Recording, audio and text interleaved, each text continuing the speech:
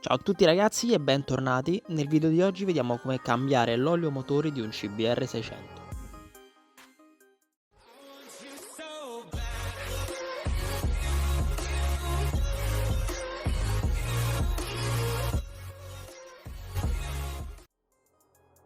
Per facilitare la fuoriuscita dell'olio è consigliabile svitare il tappo superiore.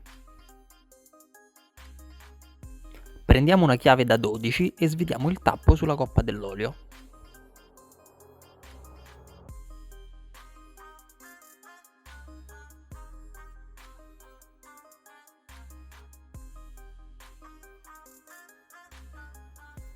Con una chiave da 10 smontiamo la vaschetta dell'acqua così da riuscire a svitare il filtro dell'olio con più facilità.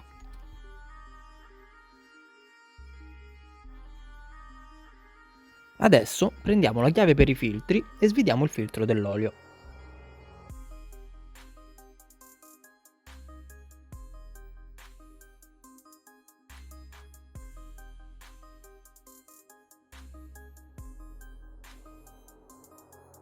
Lubrifichiamo la guarnizione del filtro nuovo.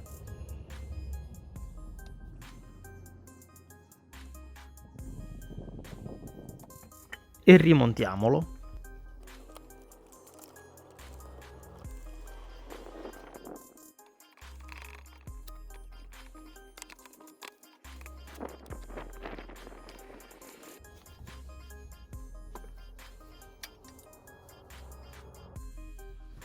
A questo punto possiamo rimontare il tappo sulla coppa e poi versiamo l'olio.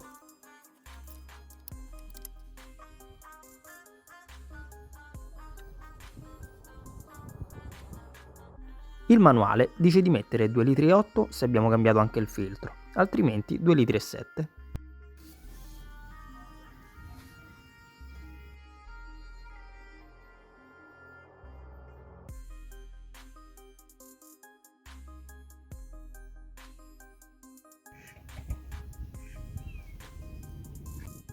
E controlliamo che il livello sia esattamente a metà tra la linea del minimo e quella del massimo.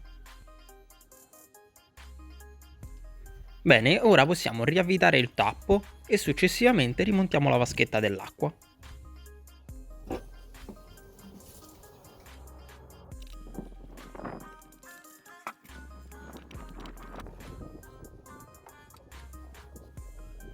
Bene ragazzi, spero di esservi stato utile. Se il video vi è piaciuto vi invito ad iscrivervi e mettere un like e ci vediamo presto con il prossimo tutorial.